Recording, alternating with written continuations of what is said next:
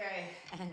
All right, welcome back to Get a Life with Goodnight with Vanessa and David. With David and Vanessa, welcome back to From David Goodnight, and Earthrise. Good night, welcome, So, morning time. The sun. reason we're here.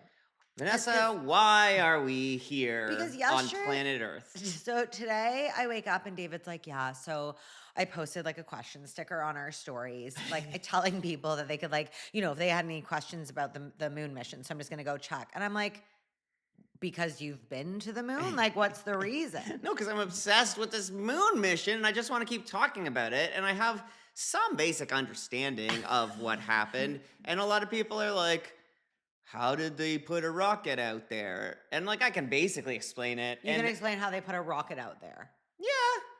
I mean, I did take a Oh, course you know what? in That's university. True. He's an engineer. I forgot. In what?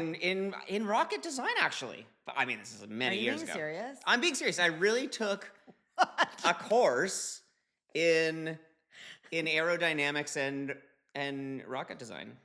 And what did you learn? Like, what's one thing you learned that you yesterday or over the past 10 days have been like, oh, right, fuck yeah, I learned Well, I don't that. remember specifically from that course, but I know that they burn up a whole fuck ton of fuel.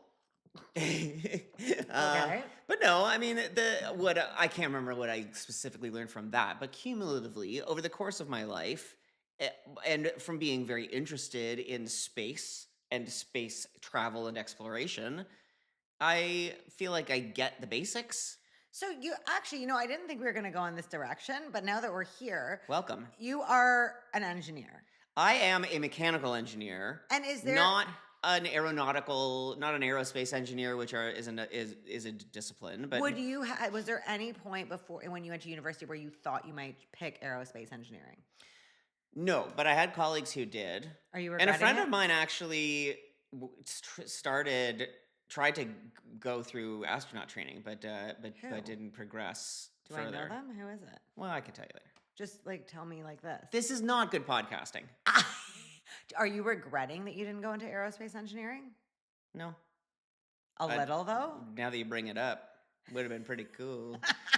So, but if you go but like a lot of people did go in. I mean, Canada has a long history of involvement in space exploration. Like the Canadarm was a famous Canadian contribution. There was a Canadarm. It kind of looks like this microphone boom mic almost, where it was like this thing designed in Canada that was like an arm that could be then, I think, attached to the International Space System station maybe. But it would like go, because in space, what is? What I just don't even understand what's happening right now. Like what? Well, feel free to ask any questions.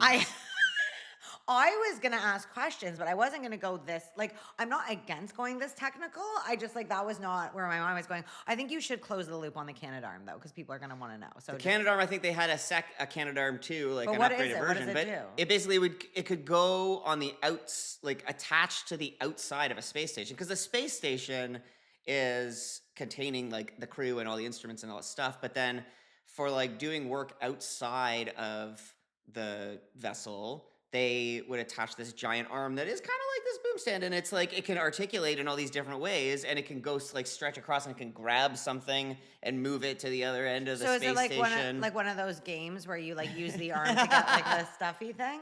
That's identical technology, yes. Do you have your phone, by the way? Why? Because we need it for a second. Do you have it on you? I just want to know. Yes. Okay, great. So let me get to some of the real questions. So again, sorry, nobody actually asked David any questions on our Instagram story, probably because he's not an astronaut.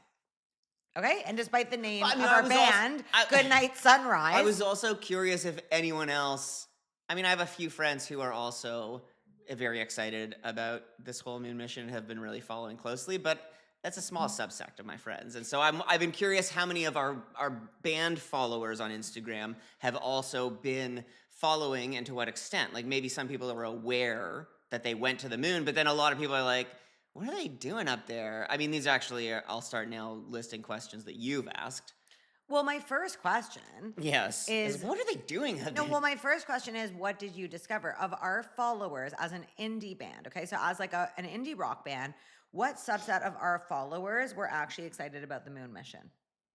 Well, I don't know how to tell that. No, but, I like, mean, who was in your nobody asked me any questions this morning. But were people in last your night, DMs as we were were they like with you or? there was a lot of story reactions. There was hearts and then a couple of the haha emojis to our funny stuff from yesterday when we were watching the splashdown. Okay, next question. Let me ask. But there some was questions. enough. There was. I feel like my excitement and enthusiasm was received well on our stories. Well, let me ask you this. Why do you think so many people were ambivalent? Like, there are people who are excited for sure, but why do you think so many people are like ambivalent? I actually was texting a friend yesterday being like, oh my God, I'm watching the whatever. And she said, my husband just found out about the moon mission 2 minutes ago. And this was like 2 minutes before splashdown. Like, why do you think so many people didn't care / didn't know? I guess that would be a marketing thing or like a news media thing, but They did the marketing could not have been more like their social media was popping off. I mean, they marketed. it was, but it built steam over the course of it. And I think it's because the real human stories, like the beautiful, inspiring stories that were taking place in the spacecraft and then on the ground as well over the course of it was starting to really get around. And so people were getting excited and talking about it. Now, this is really interesting you bring this up because this to me is exactly like the Toronto Blue Jays and the World Series. Because literally, as you know, I don't care about baseball. I don't care about sports in general. Yeah. But the human element of it roped me in so hard on the bandwagon when it was all happening. And same with most people I spoke to who became enamored with the Blue Jays who weren't even from Toronto. It was the human element. Now we're talking about the same thing in space. And I have to say, I would be remiss. I don't actually know what that word means, but what does it mean? It's if you miss and then you miss again. Oh, I don't mean that. So what I mean is like I was joking. Oh. Oh, what the fuck? Okay, anyways, the point is, I think it fits in the sentence. I would be remiss if I didn't mention that that like this is pretty crazy that the feat itself of going around the moon is so crazy. However, still in this day and age where there's so much crazy shit happening all the time, it is the human story that gets people interested. Not even the incredible feat of the moon. Agreed. I think with the whole moon thing, though, well, I guess you could say the same for the Blue Jays. You can say the same about our band. You can say the same about music. Oh, This okay. is why AI music is not going to take off. Well, okay, hold on a second. Also, you're very close to hitting the mic. Please don't hit the mic. Sorry. Right? I would. Okay, well, you did a number of course corrections. But don't you think I'm onto something? No, because now I'm confused. Go back. What was the first thing you said? The first thing I said was like, it's the human story. Oh, yeah. Okay. So then, because I feel like most people who might not have any knowledge of space travel and what goes into it, I think they'd be like, they're going to the moon? Like, what does that even mean? Like, what even is a moon? How are they going up there and why? And it doesn't necessarily mean anything beyond just the headline. And I think you could say the same for someone like you with the Blue Jays, where you're like, oh, the Blue Jays are going to the World Series. What does it even mean? What's the World Series? Why? Who cares? And it's just a little ball and they hit it with a stick, whatever. And then, but because you learned about the people, that inspired you. And the story of the franchise. And like being like, oh my God, they're and the what underdog. each of the individuals players had gone through and the stories of their season and their friendship and the camaraderie and all of this stuff and how they cared about each other. All those things drew you in, and then as you were drawn in, you started to get interested in the actual mechanics of the game, and then you're like, oh, what's a double? What's a triple? What's a double play? What's a this, that? Who's a bunt? How do they bunt? Do you know what a bunt is? Well, the bunt thing was actually the coolest thing. I didn't realize that if someone became, let me see if I remember this now, like if someone became a pinch hitter. Yeah. Are these different things? No. A pinch hitter could bunt. No, but normally when you bunt, sometimes you get a pinch hitter, right? No, these are different. Two are different things. Basically, the bunting thing, I thought, because this is like from when I used to play baseball in grade 8. You played baseball? I was on the baseball team. What position did you play? I don't remember. I just remember I had this condition where like I'm telling I can't. I have this condition where A medical condition? well, I don't know what you call it, but in order to hit the ball, I had to look and I can't even say this straight. I had to look like an inch above the ball. Like I could never look at the ball. So the only way I could hit the ball is if I was swinging. Like let me get into my Don't hit the posture. mic. Okay, I would have to swing above the ball by about an inch, and that's how I'd make contact. And you know what? Now that you're bringing this up, obviously this is in grade 7, 8, and then I remember I had this boyfriend when I was in my like it was like in my 20s, and he took me to I don't know why. Oh. A Did I- batting cage? No, maybe. Like he took me to something baseball related where I was hitting the ball and I had to employ that same strategy. Okay. Oh my God, is there something wrong with me? No. Well, I mean, not just because of that. I feel like that's, we have to look this up, but I feel like hey, listener, call into the show or let us know. Can they text the podcast? No, not this podcast. Okay, don't text us. You can comment on this in Spotify, I think. Anyways, Okay? reach us on Instagram. Submit a question to our sticker in the stories. No, I feel like those you've got those sayings that they're like keep your eyes on the ball, or it's like hit. I feel like hit an inch, like swing a bit above. Might be a thing. You might have invented, or you might have. Are you being serious? It's ringing a bell. Okay, well, let's look at it. Why are we talking about this? Oh, okay. So what I was bringing this back to is I thought bunting was like you did that when you couldn't hit the ball, right? Like you're like, I'm not going to be able to hit the ball. Like this pitcher's too good or whatever, so I'm going to bunt. Oh. I didn't realize. Bunting can be a strategy. Yeah, when I watched the series, I was like, oh my God, this is a whole fucking strategy. Yeah. Which is so cool. Yeah, so let's bring it back to outer space.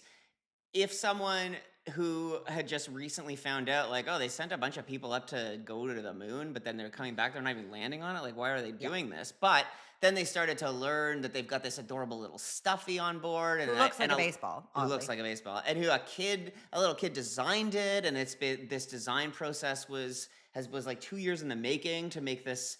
What was the gravitational indicator or anti-gravity indicator, zero gravity indicator. That was it. So it's like when their rocket is shooting them up to space, when they get outside of the Earth's atmosphere and start to experience zero gravity, then this cute little stuffy starts floating around, and that's how they knew that they were no longer experiencing gravity. Could you have done that with any stuffed animal? I guess technically, but they had to make one. I mean, I think that they did this. I think this is where the marketing comes into play, where they involved all of these science enthusiasts and especially kids. There was like an open call for designing this little stuffy. That is so fucking cool. So cool. And so this little kid, they picked his design, and his design like specifies what he looks like in his little smiley face, but then also that his cap has part of it is like a picture of the Earth that they all see from up there, but then part of it is the sky with the Orion constellation, because their spacecraft is called the Orion, and then all this stuff is like on the back of it there's like a picture of a boot print, which is like to symbolize the boot print that the first person who stepped on the moon. Yeah, the first steps on the moon was this astronaut boot. And this little kid designed it, and then they manufactured it with all these special space materials in NASA. So then all of these things. So that's just one little element of this space human story in this capsule, and then we're learning more about these 4 astronauts who are all fucking awesome, and then they're naming a crater they discovered after one of their late wives, and then they're all hugging in space, and you learn about all this stuff, and then you're like, oh. It matters to go to explore space because it's a symbol of human curiosity, and then they're doing it as a team. And on the ground, it's not just the 4 of them, but they're communicating. And it's crazy. It's like it takes many seconds for the radio waves to get from them to ground control in Houston. But it doesn't even take that long, considering they're communicating from fucking space. Yeah, but still, it's crazy to think, like, that's how long it is, that, like, the speed of sound or the speed of light or the speed of whatever radio waves, they're sending a signal, and it takes a few seconds because that's how far they're away. Let me ask you this. I was going on a number of tangents, but the point is, I feel like that people over the course of it, because these human stories came out just like in the World Series. It is the same thing. It's the with same the thing. Jays, people started to get more and more enthusiastic about it, and then it became this just groundswell of excitement. Well, I think it's really interesting because it is the human like what's very interesting. I have a marketing degree. Okay, just FYI, you might be an engineer, but like, I do have a marketing degree. Yeah, you're also a woman in STEM. Okay, sure. But the reason I bring that up is I didn't mean to necessarily specifically say that you're a woman. You also have a STEM career. oh my God. Okay, yeah. It doesn't matter your gender. Right. I'm not a man in engineering. That's actually a really good point. So, sorry. See, I also I'm taking wonder, accountability. do you think when the Canadian astronaut said sorry, the rest of the astronauts made fun of him? Sorry. Like, do you think they did? Because anytime I'm in the U.S., people are like, make fun of the way I say sorry. And there was like 3 of them in space. They might have. I mean, that was one of my great jokes on Threads that got a few likes, but I feel like it was just like noting how when we go on tour, by day 4 or 5. Oh yeah, this was on day 4 or 5. I was thinking about how when they were up there in space, and it's just the 4 of them in this capsule, apparently the size of 2 minivans. And I was just thinking, 4 or 5 days into one of our tours is when we have established the dumbest inside joke that doesn't make any sense. Nobody remembers what its origins were. Like, fuge me. Yeah, I still like don't we know say where that joke is from. Yeah, and then there was this other one, we were on the East Coast, and it was like stack, and we just kept saying the word stack. That was from, that was Paul, our old drummer, and it was because you guys had watched some comedian thing where it was like a shit something stack. Because you guys made me watch it. Reggie Watts. Yeah, and I didn't think it was funny. A fuck shit stack. Sure. That's a great tune. Okay, so you do remember the origin. I only remember that one. We don't remember Fuge. I don't remember. The point is, you were saying it's like on tour, you get so cracked out. You just develop the dumbest inside jokes, and then you get back to home after tour, and then you are talking like you did in the tour van, and then all of a sudden you realize all the people around you must think you are a fucking idiot because you sound like one, and then you're like, oh, I guess I have to stop making that dumb joke. So the question was, what is the dumb joke up there, astronauts? I guess, they just did the press conference, and I guess their dumb joke was that they sync their watches together. Their watches? That's not that dumb. That kind of sounds like, that's like a highbrow. It's pretty astronaut core. So here's my question for you. Yeah. Why didn't they step on the moon? It's like they said, they were like... On this one. Well, they were like, yep, this is the whole plan, la, la, la. We're going back in 2028 to build this base on the moon. Like, shouldn't you have gone and like stepped on it then and checked it out? Well, that would have been a completely different mission that would have required completely different vehicle and capabilities and a much longer timeline. Like, think of how long it took to get out there. Yeah. By the time they got out there, like... But the first time, did they just land on it and like park it? Like they put it into park and like get off and get back in? Yeah, just with the gear shift. No, but like, I'm serious. Like, and then when they were leaving, it was sort of beep. It was like beep, beep, beep. Watch out. They have the rear view mirror, and it's like, oh, fuck, we hit the curb. But how do they, like, park the rocket? What, first of all, when are you talking about? Well, isn't that what they did the first time? They allegedly went to the moon. I only say allegedly because I want to respect everyone's opinion. I'm not saying this is nothing to do with me. Yeah. I just have realized since posting about the moon, I did not realize it was such a controversial topic. Oh. Apparently, a lot of people think the space mission is fake. I don't think we should get into it. I don't require to get into it now. How was it explained the first time that the vehicle was parked on the moon? Or whatever happened? Okay, oh my God, actually, was he tethered? Like, think about it. You can't, like, get out of the fucking thing and start walking on the moon. Like, you turn around, the rocket's gone. Oh my God. I have to look into this. I can't remember what they did that first time, but I think what they would do is you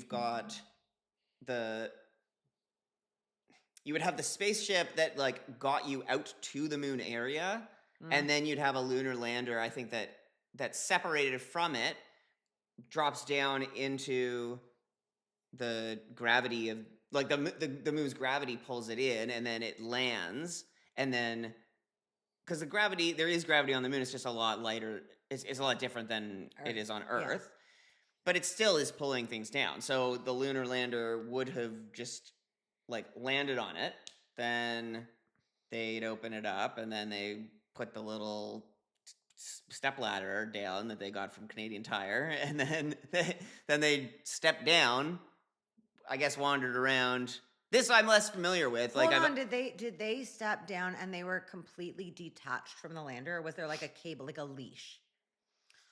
I don't remember. Think about how far could you walk? I mean, technically, you could just keep walking, but because it's like the same as if you did that. You landed something on Earth. Yeah. The thing, like, it has gravity, so everything is being pulled into. Oh my God! In my mind, I'm realizing I'm picturing. You think that the moon is flat? No, I'm picturing the opposite. I'm picturing like they land and it's like a ball, and they're like, "Whoa!" But no, obviously they fucking land. And it's the same thing. To them, it's flat, like it is here when you would land. It's not like there's a curve right in front of you. No, because it still is a giant rock. It's a still giant very, thing. very big. So they land, and although it's I wonder from their perspective, standing on it, I wonder if you can see some like on Earth. If you have a far enough distance, you look at the horizon, you can see some curvature, I think. No, you can't. I mean, that part I made up, but I think it could be. I don't think you can. I don't think you can. Okay, well, we're going to have to table that until we can do some experiments. So if they just landed on the moon and they, like, looked around, would it be like landing in the desert? What do you mean by that? Like, in terms of, like, it's like the color palette. Like it's like sandy which and desert? Like, it's like beiges and like grays, right? There's no greens. Well, that's what was fascinating about this. Okay, so bring it back to your kind of question, you maybe asked, or I wanted you to ask. I don't know. Was like why didn't they land on it? Yeah. The purpose of this mission was to understand more about the moon by observing it more, and so yes. In future missions, they are going, like the next mission, I think, in like a couple of years, they plan to land on it. Ultimately, they want to set up a lunar base there. Sorry, now all of a sudden didn't you say there's meteors hitting it all the time? Yeah, so that's what I don't know how they're going to get around. Because that, okay, so they noticed a bunch of things. So they did this mission was a lunar flyby. And so they shot themselves out towards the moon, and they aim themselves at like an area outside, far enough off of the surface of the moon that then the moon's gravity would grab them and pull it around the back of the moon. And the reason they wanted to do that is because humans have not been able to observe in recent history the backside of the moon. So with all of their onboard stuff and with actual cameras out their windows, they could take pictures and footage of what the backside of the moon looks like, but also the front side, because now, like the last time humans were out there was 50 years ago. So think about how much better cameras have gotten, so they can get so much more detail. So the things that they learned, first of all, when they were behind, they were able to observe way more detail about all the craters for meteor impacts. And then also they were able to observe the actual colors of the moon. So apparently, like from our perspective, we look up on the moon and it just looks gray from the Earth. But apparently when you're that much closer to it, yeah, I know, now we're starting to really get bored over here with all of this technical. No, I'm apparently listening. There were greens and browns in the outer surface, and then apparently. But does that mean trees? No. Oh. No, it just means there's just the actual contents of the dirt and the soil. Ultimately, in order to build a base on the surface of the moon, they need to know what the ground is like. But how do they know what green soil means?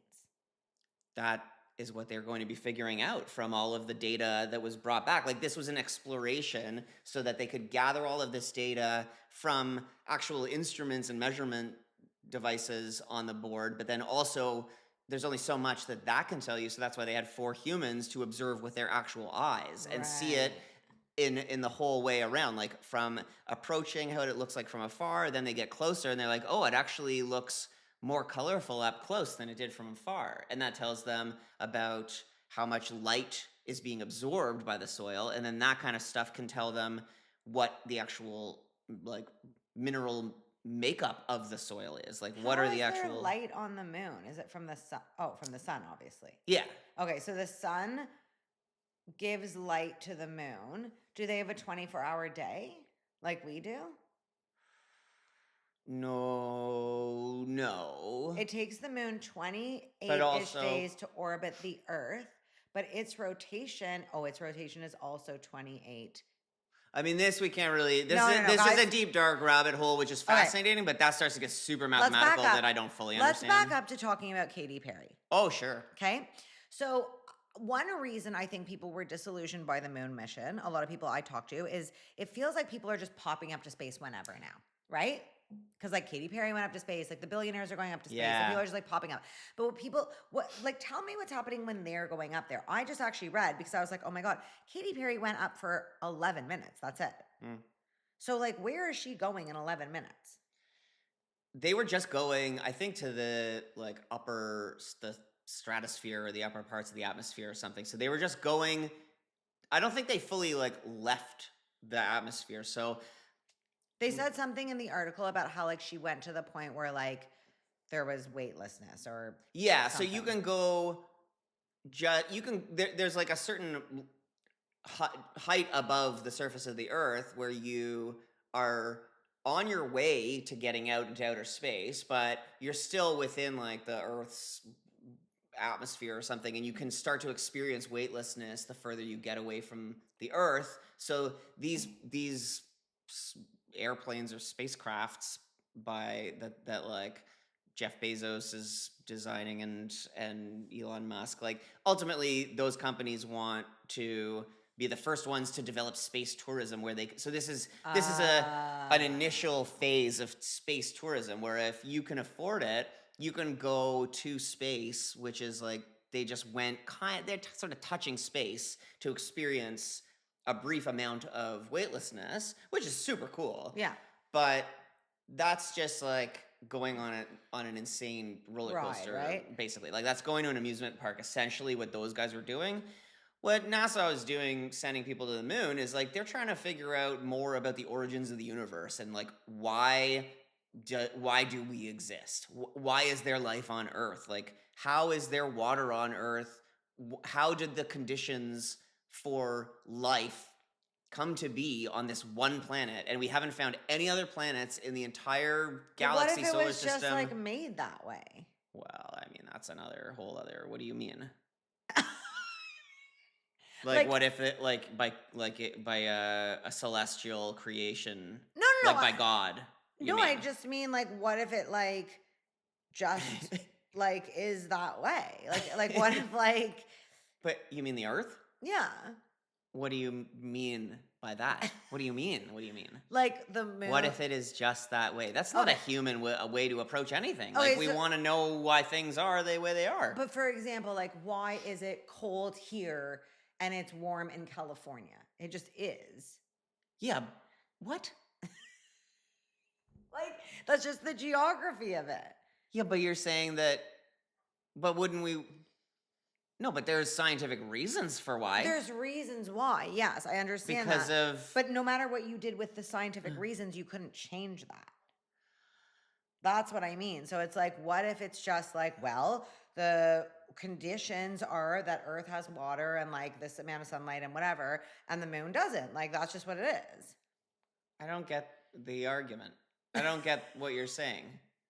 You're like, why bother learning anything? No. I'm not saying why bother learning anything, but like it sounds like, sorry, I thought from what you were saying that you're like, they're trying to figure out why Earth is like this so they can make other planets like this. That's not exactly what I said. Okay.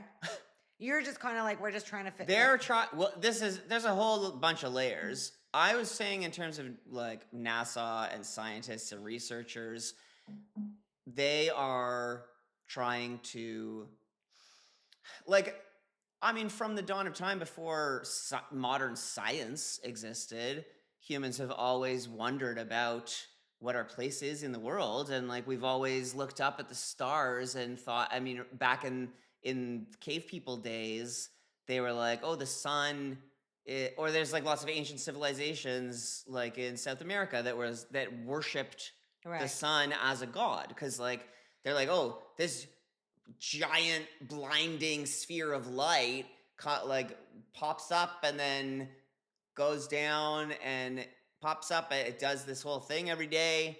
It must be a god. And then over time, humans start to like piece together bits and pieces, and they're like, okay, well, if we measure the size of it, and then we can also like see that its location over the course of a year changes in a cycle. Like when you look, I mean, this is start here. I don't know. I think we need to cut. I think we've been talking for a really long time. I as well, and I keep wondering if this is remotely interesting, but I feel matter. like it is. It doesn't matter. Doesn't matter. But okay, we'll just to bring it back down to earth. My point is, what was your point? Humans naturally are curious and want to learn and explore. Sure. And this is the ultimate. Looking beyond. Looking at what I mean.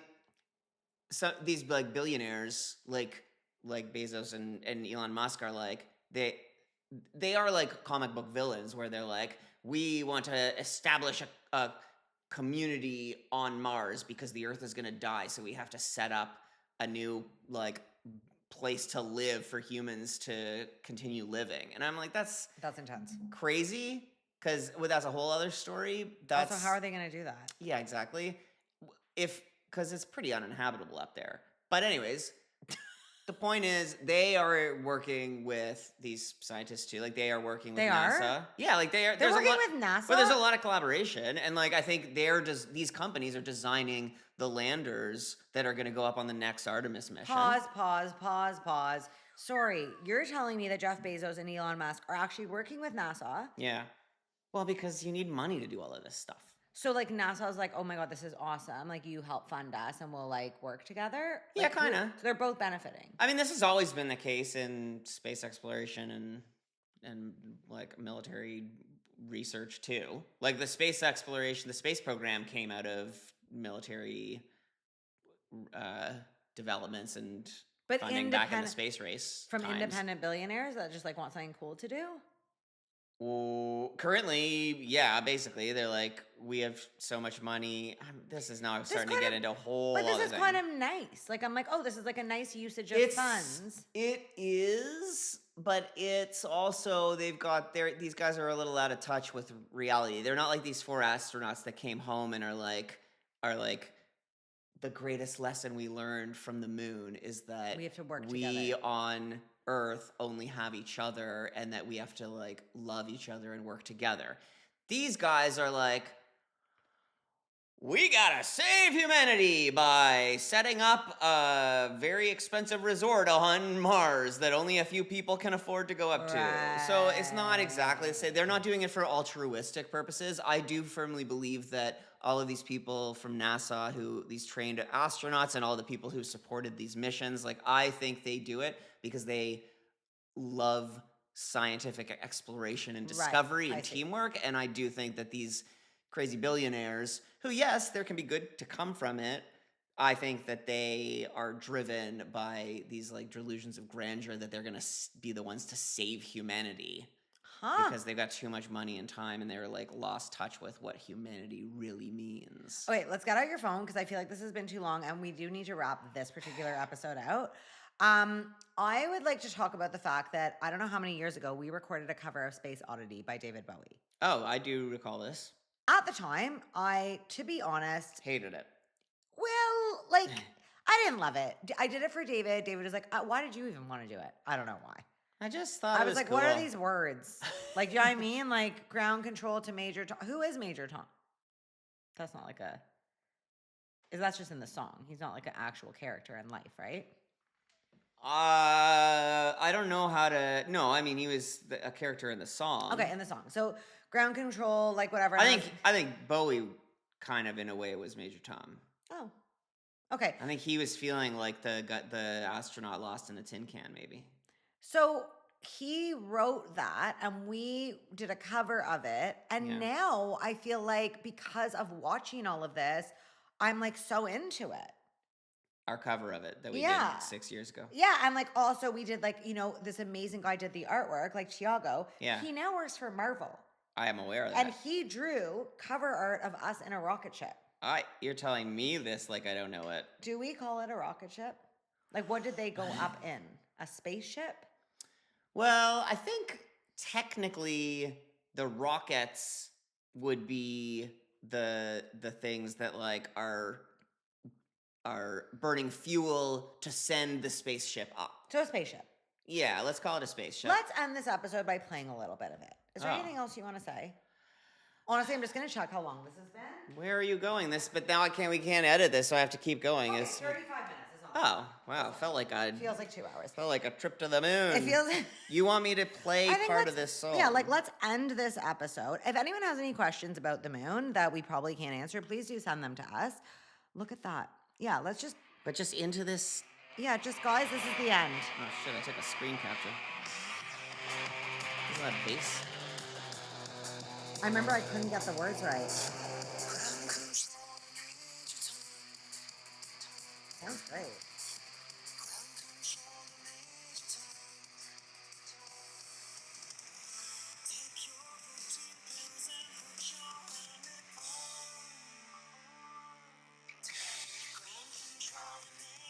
Oh, that's you singing. See, I convinced you to do something with it. And then I'm doing the countdown. Like, now I'm really into it. May God's love be with you. That's what one of the astronauts said. Woo!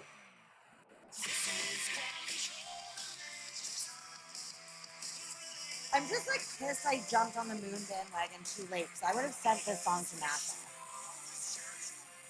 We could have gotten some airplay. Airplay on the moon? Oh my God, that would have been so cool. Like, I bet they had a playlist. They did have. There was. Well, I saw they did have a playlist, and they had morning wake up tunes every morning. This could have been one of them. I think Under Pressure by Bowie and Queen was one of them. Yeah, bigness. If they're gonna play this, if they're gonna do Space Oddity, it wouldn't be our version. It would be Commander Chris Hadfield's version because that was like the big famous one because he performed it in space. Oh, yeah, this one I got live horns. Remember we were on tour, and in Calgary I got people. I don't know. Who? Where? Some horns, a saxophone and a trombone. Who did this? I don't remember. Why did we do this in Calgary? These two guys from this band that we played with in Fernie, BC. We should end this episode. You wanted to keep playing the song. Not the whole thing. Listen to my cool solo. The horns. Ah! Yeah, this song. I think we did a great cover. Guys, this has been awesome. I think it's time to wrap it up. It's almost done. Okay. Well, I guess there's 54 seconds. 52. 50 seconds left. That's sad. Like, tell my... Honestly, guys, go look at this artwork. This artwork is phenomenal. This artwork is insane. Yeah. Who are you showing it to? We're on a podcast. Oh.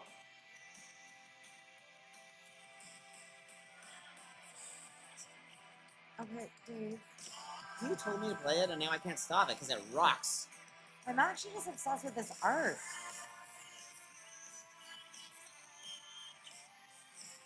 Yeah. This is the worst podcasting ever.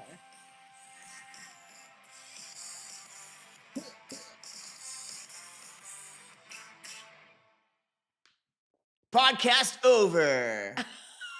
Artemis 5, tapping out. Get out of my way so I can go press stop.